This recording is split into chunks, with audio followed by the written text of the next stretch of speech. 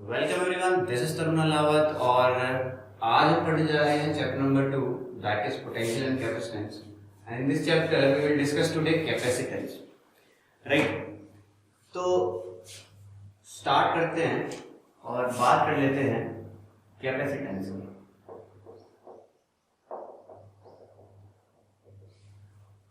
Students, capacitance में क्या होता है, हमारे पास तीन टर्म्स होती हैं। First is capacitor, second is capacity, and third is capacitance. Basically हम पढ़ रहे हैं कैपेसिटर, राइट। तो जब हम कैपेसिटर पढ़ते हैं तो हमारे पास तीन टर्म्स बार बार हमारे सामने आती है। One is capacitor, other is capacity and third is capacitance. तो क्या होता है, जो बच्चे हैं वो बहुत ज्यादा कंफ्यूज रहते हैं इन तीनों टर्म्स में। ज्यादातर कैपेसिटी और कैपेसिटेंस में बच्चे बहुत ज्यादा कंफ्यूज रहते हैं। तो पहले हम टॉपिक को आगे बढ़ने से पहले हम डीपली पढ़ लेते हैं कि what is the basic difference between these three terms, right. तो बात कर लेते हैं सबसे पहले capacitor. What is a capacitor, right. तो capacitor is basically a metal and when a metal is used to store charge and energy then we consider it as a capacitor, right. We call it as a capacitor. तो अगर हमने एक metal conductor यानी कि conductor, let's suppose this is a metal conductor, है ना, ये एक मेटल है, मेटल का स्फीयर है और इसके अंदर हम क्या करते हैं, चार्ज स्टोर करते हैं। हम धड़ल्ले से इसके अंदर क्या भर रहे हैं, चार्ज भर रहे हैं, ठीक है। हम चार्ज इसके अंदर डाल रहे हैं और इसके अंदर क्या स्टोर होता चला जा रहा है, चार्ज स्टोर होता चला जा रहा है, ठीक है। तो सिंस यहाँ चार्ज स्टोर हो रहा है तो चार्जेस के बीच में क्या है, रिपल्शन है। तो यहाँ पे पोटेंशियल एनर्जी भी है साथ में, है ना, क्योंकि रिपल्शन है and when there is repulsion, ठीक, तो क्या आ जाती है, क्या डेवलप हो जाती है, पोटेंशियल एनर्जी, राइट। और potential energy of single charge, potential energy of unit charge is called potential. तो इसके अंदर पोटेंशियल भी डेवलप हो रही है, इसके अंदर पोटेंशियल एनर्जी भी डेवलप हो रही है, इसके अंदर चार्ज भी स्टोर हो रहा है। तो when a conductor is used to store charge then we call it as a capacitor, right. तो हम कैपेसिटर के बारे में क्या लिखेंगे, हम लिखेंगे when a conductor is used to store charge as well as energy, it is called as capacitor, right। तो basically a capacitor is a conductor, ठीक है, ओके। तो ये बात हुई कैपेसिटर की। अब बात करते हैं, आगे बढ़ते हैं कैपेसिटी पे, ठीक है। तो what is capacity of a capacitor, right. Capacity, तो नाम से ही हमको समझ में आ रहा है कि maximum amount of charge that a capacitor can hold is called capacity of that capacitor, right.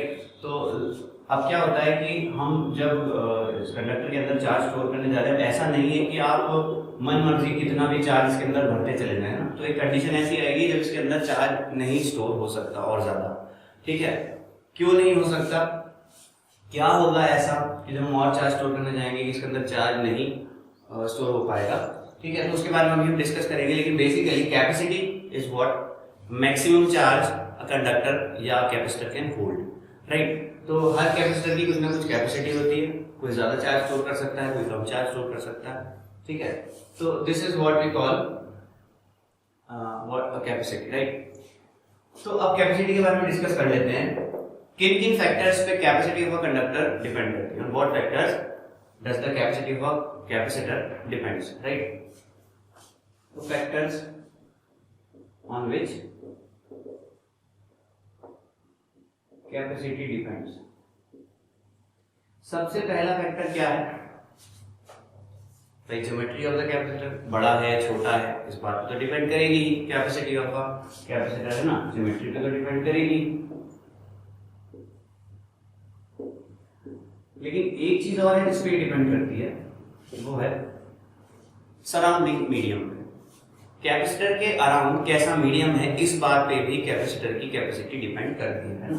तो दूसरा क्या है, सराउंडिंग मीडियम, तो अगर कैपेसिटर बड़ा है, मतलब ज्योमेट्री पे डिपेंड करेगा, कैपेसिटर बड़ा है तो ज्यादा चार्ज छोड़ सकता है, छोटा है तो कम चार्ज छोड़ सकता है। लेकिन इतना ही नहीं, सराउंडिंग मीडियम कैसा है इस बात पे भी डिपेंड करती है कि ये कैपेसिटर की कैपेसिटी ज्यादा होगी कम होगी, कैसे, उसके बारे में डिस्कस कर लेते हैं।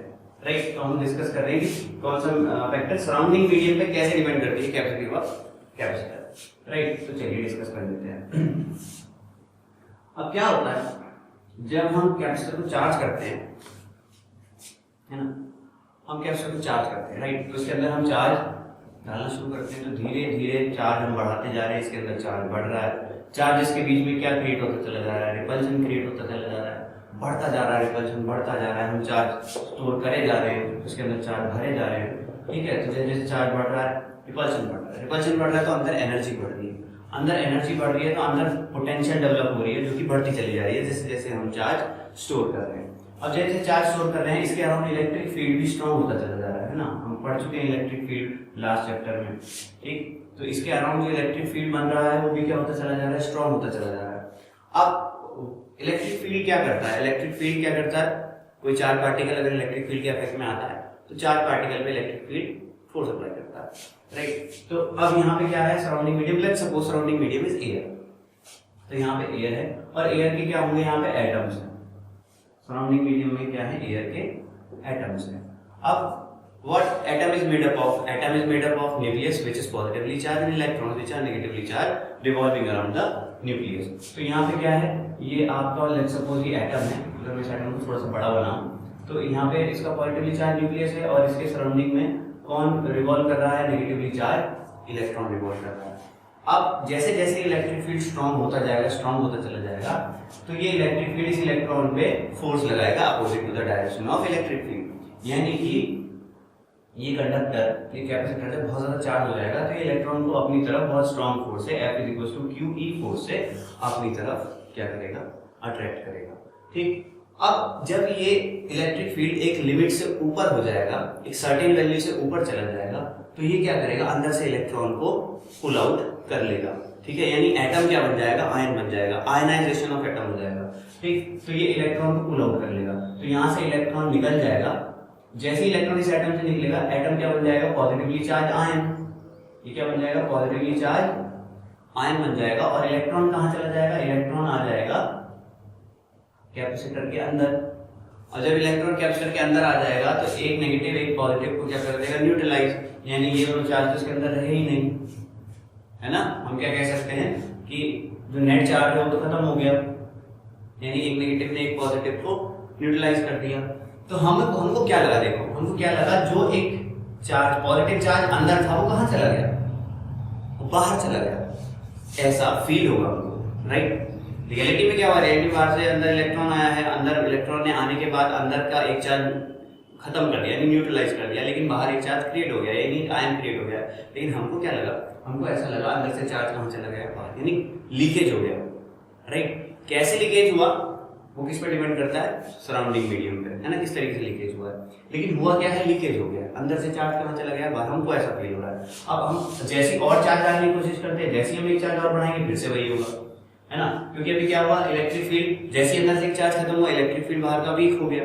अब जैसे आप अंदर एक चार्ज और डालते हो फिर से इलेक्ट्रिक फील्ड स्ट्रॉन्ग हो गया थोड़ा सा, और जैसे वो स्ट्रॉन्ग होगा वो किसी दूसरे एटम को क्या कर देगा, फिर दूसरे एटम को आयनाइज कर देगा, और क्या होगा, आयनाइज करने में जो बाहर से अंदर इलेक्ट्रॉन आया होगा वो फिर से पॉजिटिव चार्ज खत्म कर देगा। एक पॉजिटिव आपने बढ़ाया तो तुरंत क्या हो गया, अंदर से एक पॉजिटिव खत्म हो गया और बाहर एक पॉजिटिव डेवलप हो गया। तो हमको ऐसा लग रहा है जैसे हम अंदर चार्ज डालते हैं वो लीक होकर कहाँ चला जाता है, बाहर, अंदर तो चार्ज बढ़ना बंद हो गया, यानी कि कैपेसिटर अपनी कैपेसिटी को रीच कर गया। यानी अब कैपेसिटर अपनी कैपेसिटी को कैसे रीच कर रहा है वो इस बात पर डिपेंड कर रहा है कि सराउंडिंग मीडियम कैसा है। अब लेट्स सपोज अगर सराउंडिंग मीडियम कुछ ऐसा हो जिसके एटम में, जिसका जो एटम है ये उसका न्यूक्लियस और ये इलेक्ट्रॉन है, अगर इलेक्ट्रॉन और न्यूक्लियस के बीच में जो फोर्स है बहुत ज्यादा स्ट्रॉन्ग है, ठीक है, तो इलेक्ट्रॉन को निकालना डिफिकल्ट होगा। अगर इलेक्ट्रॉन को निकालना डिफिकल्ट होगा तो उनको बहुत ज्यादा स्ट्रॉन्ग इलेक्ट्रिक फील्ड चाहिएगा इस इलेक्ट्रॉन को बाहर निकालने के लिए।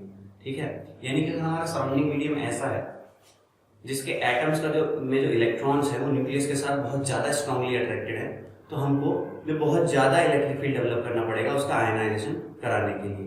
यानी इसका मतलब क्या है, हम बहुत ज्यादा चार्ज स्टोरेज के अंदर कर सकते हैं क्योंकि ज्यादा चार्ज स्टोर करेंगे तब जाके इलेक्ट्रिक फील्ड बहुत ज्यादा स्ट्रांग होगा, और जब वो बहुत ज्यादा स्ट्रांग होगा तभी वो आयनाइजेशन करा पाएगा। तो अगर हम सराउंडिंग मीडियम ऐसा ले लें जिसके एटम से ये वाली फोर्स बहुत स्ट्रांग हो, तो हम कैपेसिटर की कैपेसिटी बढ़ा सकते हैं।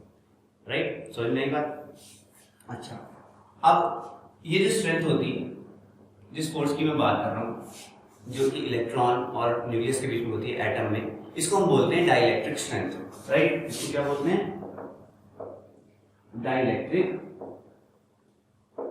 स्ट्रेंथ। राइट, क्लियर हुई बात? अच्छा, तो किस तरीके से कैपेसिटी वेरी कर सकती है विद सराउंडिंग मीडियम, ये बात हमने समझी। अब लेट्स सपोज सराउंडिंग मीडियम में हम क्या करें, वैक्यूम क्रिएट कर दें। यहां पे सराउंडिंग मीडियम में कोई सराउंडिंग मीडियम में कोई मीडियम हो ही ना, यानी यहां क्या हो, वैक्यूम। अगर यहां पे वैक्यूम होगा, है ना, सराउंडिंग मीडियम में क्या है,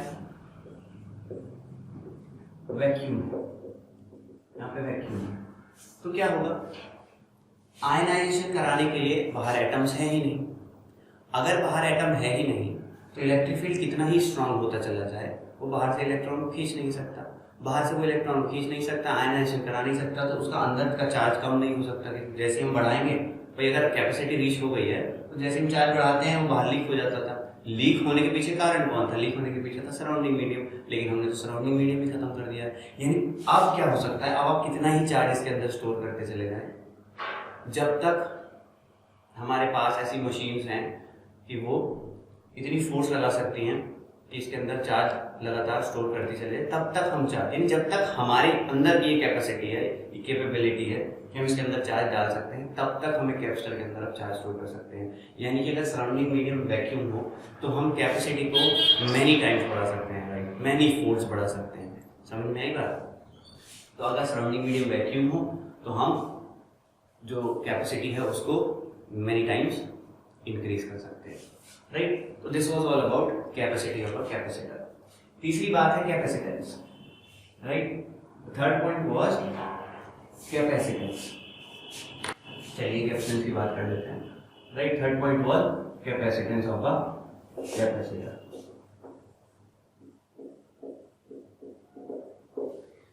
कैपेसिटेंस ऑफ कैपेसिटर की बात कर लेते हैं। अब कैपेसिटेंस ऑफ कैपेसिटर में क्या है, कैपेसिटेंस क्या होता है कि फिर से वही बात कर रहे हैं कि लेट्स सपोज हम अंदर Q चार्ज हमने स्टोर किया उसके अंदर, कैपेसिटर के अंदर, राइट, Q चार्ज स्टोर किया। अब चार्जेस के बीच में रिपल्शन क्रिएट हो गया, रिपल्शन की वजह से चार्जेस का पोटेंशियल एनर्जी आ रही है।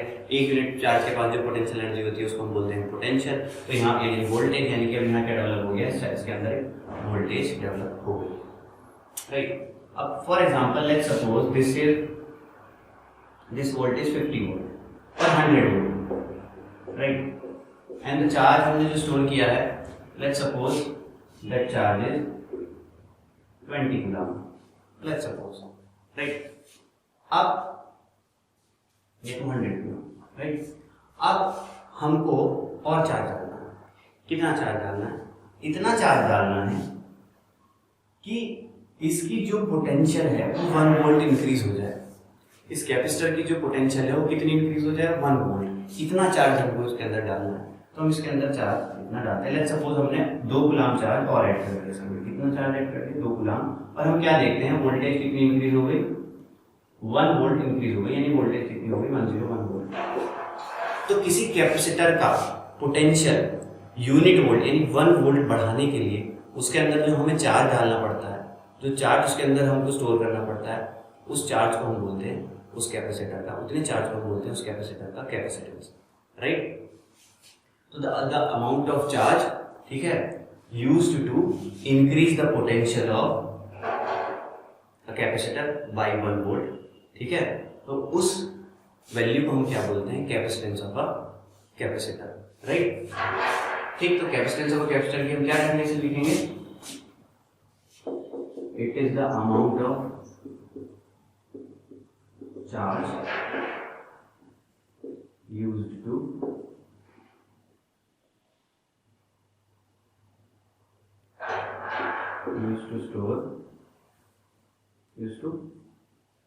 increase the potential of a capacitor by a unit volt. Right? It is the amount of charge used to increase the potential of a capacitor by unit volt. इसको हम क्या बोलते हैं? Capacitance of a capacitor. तो let's suppose हमने capacitor के अंदर Q charge store किया और उसकी पोटेंशियल कितनी हो गई V, राइट? या एक कैपेसिटर की V वोल्ट पोटेंशियल करने के लिए हमने कितना चार्ज के अंदर स्टोर किया? Q. तो 1 वोल्ट स्टोर करने के लिए हमको कितना चार्ज देना पड़ेगा? वो है Q अपॉन V, राइट? तो 1 वोल्ट स्टोर करने के लिए या 1 वोल्ट इंक्रीज करने के लिए हमको कितना charge, let's suppose V volt increase करने के लिए हमको कितना चार्ज देना पड़ा? Q. तो 1 वोल्ट इंक्रीज करने के लिए कितना चार्ज देना पड़ेगा? Q upon V. और 1 वोल्ट इंक्रीज करने के लिए जो हमको चार्ज देना पड़ता है उसी को हम क्या बोलते हैं? कैपेसिटेंस. यानी हमारे पास कैपेसिटेंस का फॉर्मूला क्या है? C = Q upon V. Capacitance का जो यूनिट होता है उसको हम बोलते हैं farad, right? Unit of capacitance is क्या होता है? Farad, right? जिसको हम F से डिनोट करते हैं, राइट? तो आज के लेक्चर में हमने क्या क्या पढ़ा? आज के लेक्चर में हमने इंट्रोड्यूस किया कैपेसिटर को और हमने 3 पॉइंट्स पे बात की, 3 टर्म्स पे बात की. वो 3 टर्म्स थी कैपेसिटर, कैपेसिटी एंड कैपेसिटेंस. क्या बेसिक डिफरेंस होता है इनमें, ठीक? तो आज के लेक्चर में हम इतना ही पढ़ेंगे और बात करेंगे नेक्स्ट लेक्चर में. तब तक के लिए टेक केयर.